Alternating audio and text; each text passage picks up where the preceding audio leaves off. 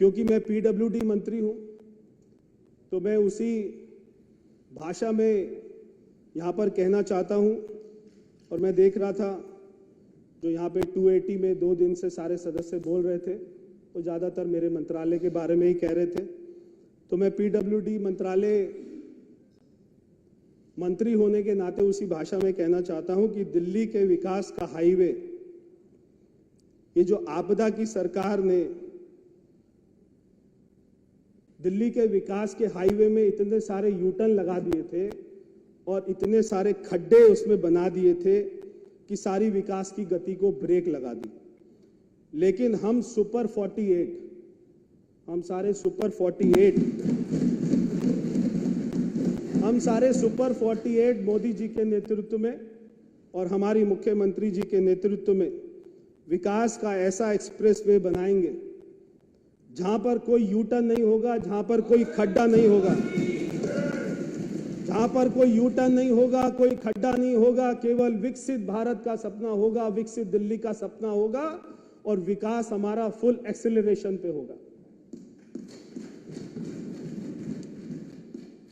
अध्यक्ष जी, एक तरफ जहां पर हमारी केंद्र सरकार ने दिल्ली में द्वारका में मैं जहां से सांसद था 26,000 करोड़ रुपए का इंटरनेशनल कन्वेंशन सेंटर बनाया,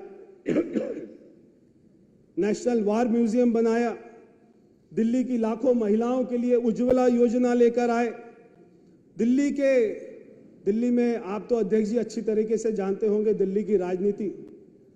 पिछली कई सरकारें दिल्ली के अनऑथराइज कॉलोनी पे लड़ती रही। शीला दीक्षित जी ने छतरपुर स्टेडियम में झूठे सर्टिफिकेट बांटे थे, मगर जिस दिन प्रधानमंत्री जी ने इस समस्या को समझा, ऐसे सॉल्व कर दिया जैसे कोई समस्या ही नहीं थी। दिल्ली की सारी अनऑथराइज कॉलोनी को एक ही झटके में पीएम उदय योजना में पास कर दिया, सबके मालिकाना हक मिल गए। ये छोटी बात नहीं थी। कल मैंने सुना था मोहन सिंह बिष्ट जी को, वो कह रहे थे कि हमारे उस समय के मुख्यमंत्री डॉक्टर साहिब सिंह वर्मा जी हाई कोर्ट में गए थे जनता का वकील बनकर, और वहां पर उन्होंने दिल्ली की अनऑथराइज कॉलोनी को तोड़फोड़ से बचाया था।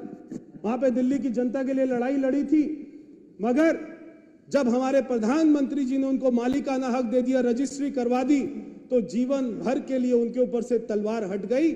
आज वो अपनी चैन की जो है सांस ले सकते हैं। एक तरफ जहां प्रधानमंत्री दिल्ली जी इतनी सौगातें दे रहे हैं दिल्ली को, और वहीं दूसरी तरफ केजरीवाल जी क्या करते थे? शराब घोटाला करते थे, क्लासरूम घोटाला करते थे, मोहल्ला क्लिनिक घोटाला करते थे, और तो और यमुना सफाई घोटाला करते थे, विज्ञापन घोटाला करते थे। मगर ये सारे घोटालों की जांच कराई जाएगी और मुझे लगता है कि केजरीवाल जी इस जन्म में तिहाड़ जेल से तो बाहर नहीं आ पाए।